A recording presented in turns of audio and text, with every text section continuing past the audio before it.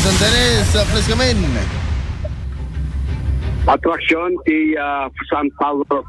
Farm iti Barangay Suyo Dilawag City gapo pa iti nakapintas nga langana ngayon ti agdamake dadaywen dagitay bisbisita nga turong ti nakamat nga barangay ti Sunflower Farm iti basarahan na mismo iti Tapayan Center iti Barangay Suyo ngayon ti agdamake pagturungan dagitay mahilig nga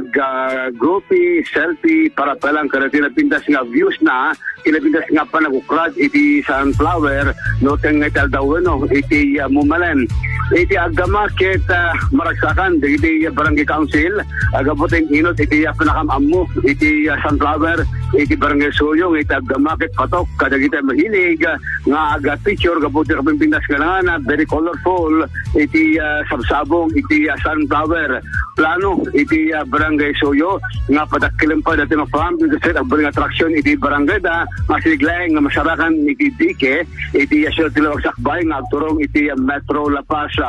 mapela ni Barangay Chairman Dominic Toledo kadati ka barangay da nga masabol iti panang bantay ken agmula pa iti adong Sunflower abigas na kita bitis nila na ken makaragsak makabuya iti saan pa nakakita Sunflower iti sa bali nga lugar iti agdamakit manalimanan ti kasagana para pala iti formal opening iti Sunflower Farm ti Barangay Suyo iti reto nga bulan ti Marso.